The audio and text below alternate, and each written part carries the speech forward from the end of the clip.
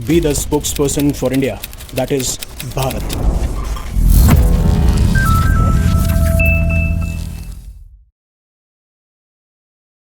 Hello future leaders. अब सुबह से ही काफ़ी रिपोर्ट्स पब्लिश हो रही हैं जो रिपोर्ट्स ये क्लेम करती हैं कि इस वीकेंड के अंदर या फिर कुछ ही हफ्तों के अंदर यूनाइटेड स्टेट्स जो है वो ईरान के ऊपर अटैक कर देगा। अब इसके बारे में हम दर्जनों बार बात कर चुके हैं, बार बार वीडियोस बन चुके हैं, एंड फिर मुझे ये सही भी नहीं लगा कि मैं इस रिपोर्ट पे वीडियो बनाऊं कि एक रिपोर्ट आई है। आप भी थक चुके होंगे, मैं भी थक चुका हूं। अब आप फिर बोलेंगे कि सर आपके पर्सपेक्टिव से क्या आप चाहते हैं कि ईरान के ऊपर वॉर हो?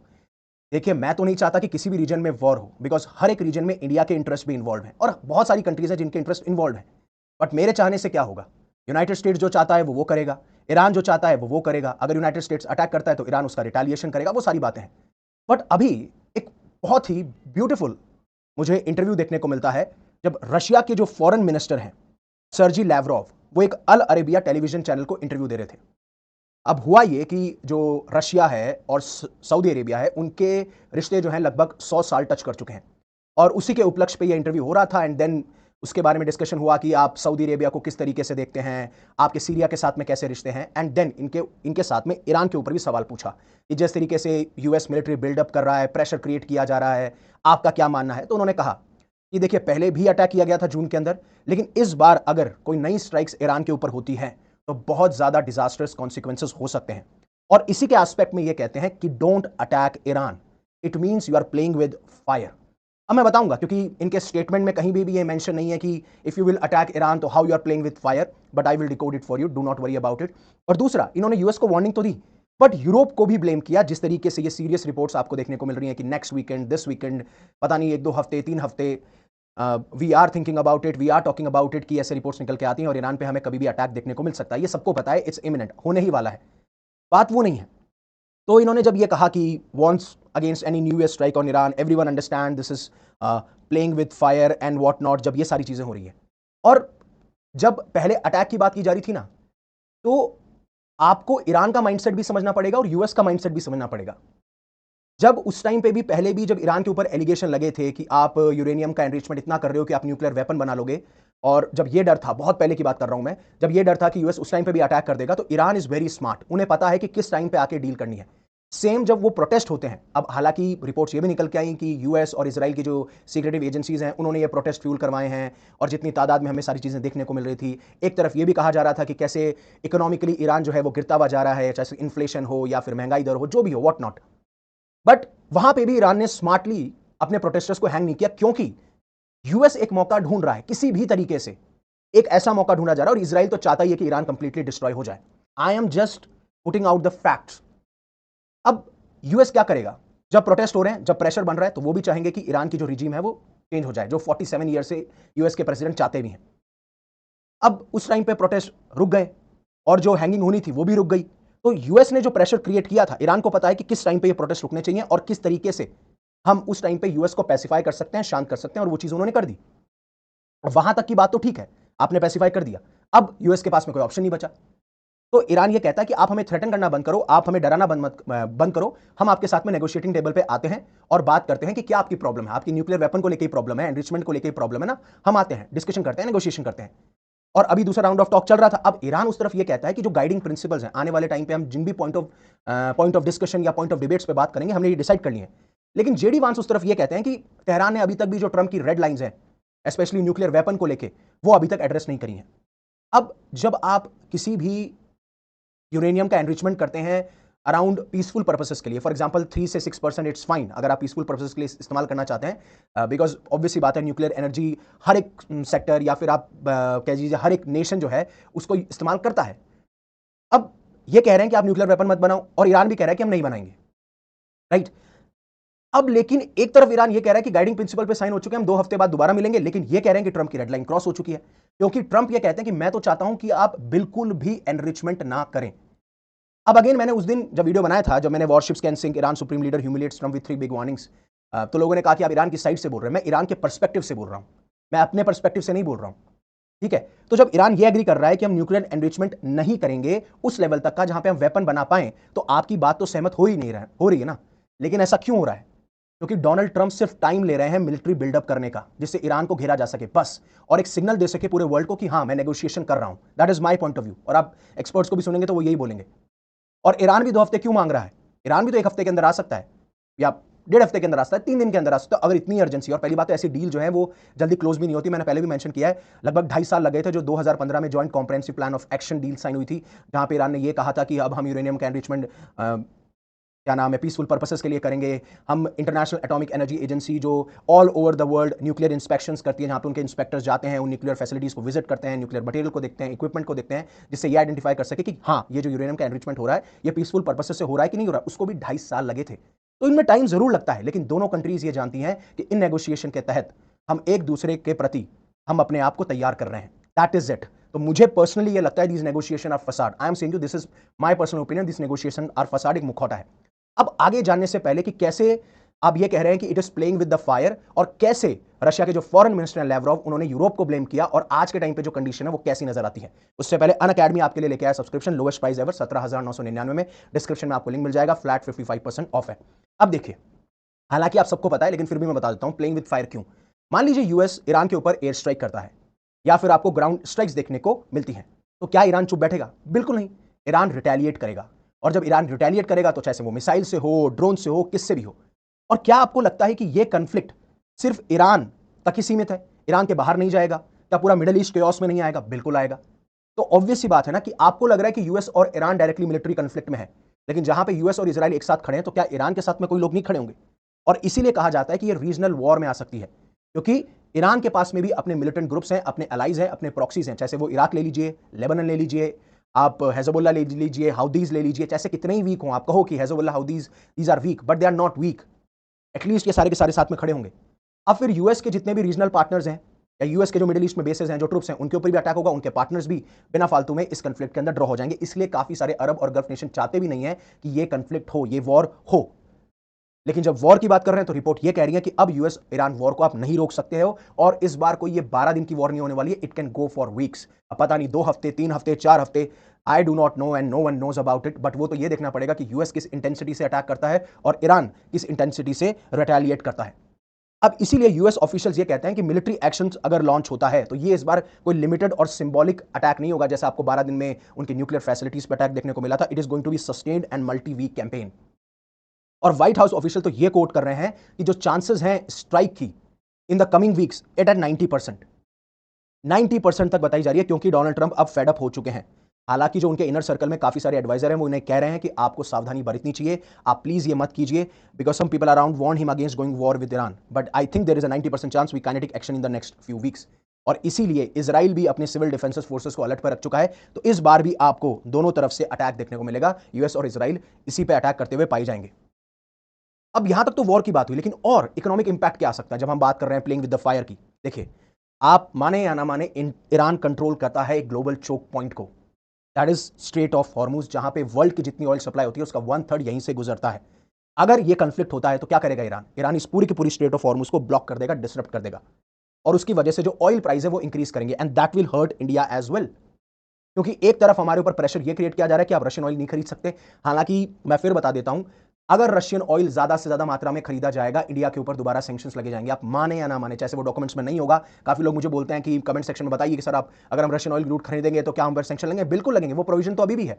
वो 25% से 18% हुआ है, वो 25% जो है उसको डिस्क्लोज नहीं किया गया है। लेकिन क्या उसके बारे में कुछ बात की गई? नहीं, उसके बारे में कोई बात नहीं की गई। क्यों? क्योंकि उन्होंने ये कह दिया कि हम तो मॉनिटर कर रहे हैं कि क्या इंडिया रशियन ऑयल को डिक्रीज कर रहा है परचेजिंग जो है, और वो कर रहा है। आप जाकर रिपोर्ट्स देख लीजिए, अभी जनवरी में जो रिपोर्ट्स आई हैं उसके मुताबिक क्रूड ऑयल में बहुत भारी गिरावट आई है एज कंपेयर टू नवंबर और दिसंबर, क्योंकि सैंक्शंस लगना शुरू हुए थे 21 नवंबर से, एंड उसके बारे में मैं वीडियो बना चुका हूं। अब न्यूक्लियर एस्केलेशन का सबसे बड़ा रिस्क है। मतलब एक बार के लिए यह भी मान लेते हैं कि ईरान जो है वो पीसफुल पर्पसेस के लिए यूरेनियम का एनरिचमेंट कर रहा है न्यूक्लियर साइट्स पे। अगर इन न्यूक्लियर साइट्स पे आप अटैक करते हो तो ये एक्सट्रीमली डेंजरस है। क्यों? क्योंकि खतरा है न्यूक्लियर रेडिएशन का, और उस खतरे को आप नजरअंदाज नहीं कर सकते। चाहे न्यूक्लियर वॉर आपको नहीं छिड़नी होगी दोनों तरफ से, लेकिन इसका इंपैक्ट बहुत ज्यादा हो सकता है पूरे के पूरे रीजन में। और जिस टाइम पहले भी जब जून में अटैक किया गया था यूनाइटेड स्टेट्स के द्वारा, तब भी इंटरनेशनल एटॉमिक एनर्जी एजेंसी के जो इंस्पेक्टर्स थे या जो बॉडी थी, पूरी की पूरी कंसर्न थी कि क्या हमें न्यूक्लियर रेडिएशन देखने को मिल रहा है जिन न्यूक्लियर साइट्स पर अटैक किया गया था, for example Natanz, Fordow and what not.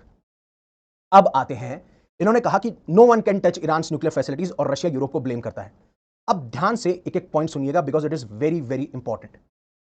अब जहां तक इन्होंने यूएस को वार्न किया, अब होता यह है कि 2015 में 2.5 साल की नेगोशिएशन के बाद में joint comprehensive plan of action sign होता है, जिसमें Iran, United States, Russia, France, Germany, UK ये सब ये एग्रीमेंट साइन करते हैं, जिसके तहत ईरान ये बोलता है कि हम यूरेनियम का एनरिचमेंट करेंगे पीसफुल पर्पसेस के लिए, राइट।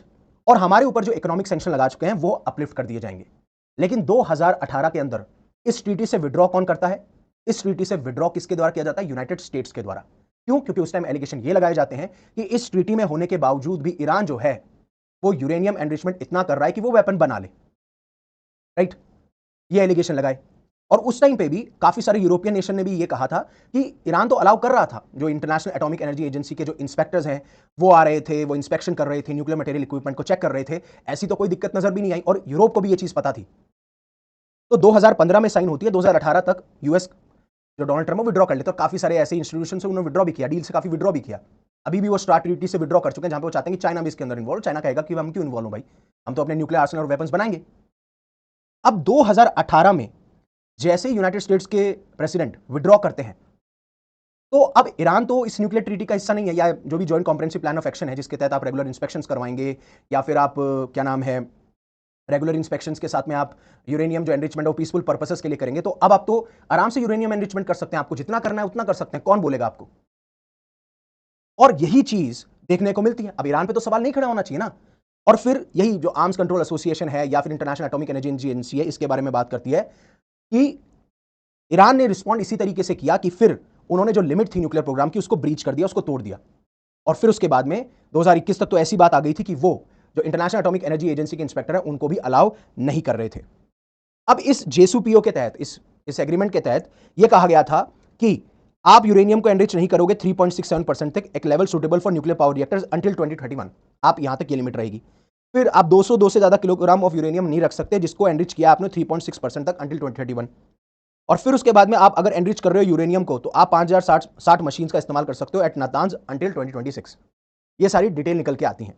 और फिर उसके बाद में even international atomic energy agency ये कहता है कि 142 किलोग्राम ऑफ यूरेनियम है जो 60% तक एनरिच किया जा चुका है, 840 किलोग्राम ऑफ यूरेनियम है जो 20% तक एनरिच किया जा चुका है, और 2595 किलोग्राम ऑफ यूरेनियम है जो 5% तक एनरिच किया जा सकता है। अब ये ध्यान रखना, ये जो 202 किलोग्राम की स्टॉक पाइलिंग रखी गई है ये 2031 तक थी, लेकिन यहां पर आप देखिए कितना नंबर निकल के आता है। और फिर एक आईए ये शेयर करता है कि आप देखिए 2024 तक 2595 ये 3.6 से 5% है, that is peaceful purposes, fine. लेकिन ये जो 20% है ये कंसर्निंग है, और ये 60% जो 182 किलोग्राम यूरेनियम ये भी कंसर्निंग है, और इसीलिए आज हमें रिपोर्ट्स देखने को मिलती हैं। लेकिन अगर आप इस ट्रीटी से भी बाहर आ गए तो ईरान जो है वो इतना एनरिचमेंट नहीं कर सकता। अब आप पूछेंगे क्यों? क्योंकि ईरान मेंबर है न्यूक एनपीटी का, राइट, जिसमें कि ये ईरान खुद कहता है, जो भी एनपीटी के मेंबर्स हैं वो ये कहते हैं कि हम उतना ही एनरिचमेंट करेंगे यूरेनियम का जितना पीसफुल पर्पसेस के लिए है। आप समझ रहे हैं मेरी बात? उनके ऊपर पहले प्रेशर लगाया गया ईरान के ऊपर कि जेसीपीओ साइन कर लो, आपके इकोनॉमिक सेक्शन लिफ्ट कर दिए जाएंगे। इकोनॉमिक सेक्शन लिफ्ट होते हैं, ये मानते हैं, यूएस विड्रॉ कर जाता है, और फिर यूरोप ब्लेम लगाता है कि ये ईरान की वजह से हो रहा है। और अब फिर यूरोप उसके बाद में बोलता है कि अगर ये विड्रॉ कर रहे हैं तो इनके ऊपर दोबारा से सैंक्शन लगा देनी चाहिए, यानी ईरान के ऊपर सैंक्शन लगा देनी चाहिए। तो रशियन फॉरेन मिनिस्टर सर्जी लेवरोव ये बोलते हैं कि आप ईरान को क्यों रिस्पॉन्सिबल ठहरा रहे हो? यूएस अकेला ऐसा था जो विड्रॉ किया था इस ट्रीटी से, ईरान ने तो विड्रॉ नहीं किया था। लेकिन फिर भी मैं कह रहा हूं कि ईरान अगर इस जेसीपीओ में था भी और नहीं भी था तब भी वो इतना न्यूक्लियर एनरिचमेंट नहीं कर सकता है, because Iran is a member of NPT as well. ये आपको चीज समझनी होगी। इसीलिए मैं कह रहा हूं कि काफी बार जो डिटेलिंग है वो बहुत इंपॉर्टेंट है, because devil is always in the details. ये चीज आप काफी बार मिस कर जाते हैं। सब लोग ऊपर ऊपर से आपको आईआर की न्यूज पढ़ाते चले जाते हैं और आप पढ़ते चले जाते हैं, आप कभी उसके बारे में सोचते नहीं है, कोई एंगल पता नहीं लगता, पर्सनल ओपिनियन नहीं बना पाते। मतलब वेरेवर यू आर, अगर आप किसी चाय की थड़ी पे भी बैठे हैं, आप अपने दोस्त के साथ भी डिस्कशन कर रहे हैं, तो हाँ यूएस ईरान पे वॉर करने वाला है, फिर आपसे कोई एक सवाल पूछ लेगा इस वजह से करने वाला है, फिर आपसे कोई प्रूफ मांग लेगा, आपको पता नहीं है, और फिर आप बोलोगे नहीं नहीं इंडिया में क्या जरूरत है इतने ज्ञान की। बट मेरी रिस्पॉन्सिबिलिटी ये है कि if I am covering a topic I will give you a wholesome picture, that is my responsibility. और इसीलिए अब जो सीरियस रिपोर्ट है कि ट्रंप आने वाले वीकेंड पे आपके ऊपर अटैक कर देगा, और एयर डिप्लॉयमेंट जो है मिडिल ईस्ट में 2003 में जो इराक का इन्वेजन हुआ था उससे ज्यादा देखी जा रही है। फॉर एग्जाम्पल आप ये देख रहे हैं 1 2 3 4 5 these are aircraft moved into position. जो आप ये रेक्टेंगल लाइट ब्लू कलर देख रहे हैं, these are US military sites across this particular region, and then these are orange naval assets. ये इनकी लोकेशन अननोन है। और अगर आपको जानना है कि कौन कौन है, क्या क्या है, हालांकि डिटेल बहुत बड़ी है, मतलब ग्रीस में आप देखेंगे तो RC-135 जो कि एक रिकॉनेसेंस एयरक्राफ्ट है जो सर्विलेंस कर रहा है। ऐसे ही बहरेन के अंदर P-8 पोसाइडन है, अजराक्स जॉर्डन के अंदर F-15 ईगल है जो मल्टी रोल फाइटर है। इसी तरीके से काफ़ी सारे डिस्ट्रॉयर्स हैं, कॉम्बैट शिप है, वॉट नॉट, ये आप हर जगह देख सकते हैं। और इतने सारे तो हेड कर रहे हैं, हेडिंग टूवर्ड्स द ईरान। और इसीलिए ईरान ने अब नोटिस टू एयरमैन इशू कर दिया, जहां पे उनका ये प्लान है कि they will launch rockets in areas across its south. जिस तरीके से थ्रेट यूएस एयर स्ट्राइक्स का अभी वेस्ट एशियन नेशन के ऊपर मंडरा रहा है। और ये नोटम अभी इशू किया गया है क्योंकि ईरान ने अभी रिसेंटली कंडक्ट की थी navy drills in the Hormuz strait, और अब वो एक जॉइंट नेवल एक्सरसाइज करने वाले हैं रशिया के साथ में on Thursday. Even Chinese warships भी, चाइनीज जो वॉरशिप्स है वो भी वहां पे अराइव हो रही हैं। तो दैट इज द सिनेरियो। और जो अब सैटेलाइट इमेजेस दिखाई जा रही हैं, ईरान अपनी साइट जो न्यूक्लियर साइट्स हैं उनको रिपेयर भी कर रहा है, उनको फोर्टिफाई भी कर रहा है। But I feel personally this time if US is gonna attack first, US is gonna attack either IRGC headquarters or their military bases, और जहां पे उनकी बैलिस्टिक मिसाइल्स का पूरा आर्सेनल तैनात है, because that is the power. ये डरते क्यों हैं ईरान से? ईरान के पास में 3000 से ज्यादा बैलिस्टिक मिसाइल्स हैं, राइट? अब मान लीजिए ये न्यूक्लियर वेपन बना पाते हैं, तो जब आपकी मिसाइल पावर इतनी ज्यादा है तो आप मिसाइल के ऊपर जो वॉरहेड लगता है, अगर वो न्यूक्लियर वॉरहेड होगा, you can really destroy the entire region, right? तो ये सारी चीजें थी। होपफुली आपको पूरी पिक्चर क्लियर होगी। What is your opinion? Please comment in the section. And I always say live in such a way that universe is going to be proud of you. तो उससे पहले अनअकैडमी जो है notification release हो चुके हैं, तो अनअकैडमी की रिवीजन टेस्ट सीरीज आप ज्वाइन कर सकते हैं जो कि 1999 में है। डिस्क्रिप्शन में आपको लिंक मिल जाएगा। Thank you very much for giving me your precious asset, that is your time. Stay safe, stay happy, take care. जय हिंद, जय भारत।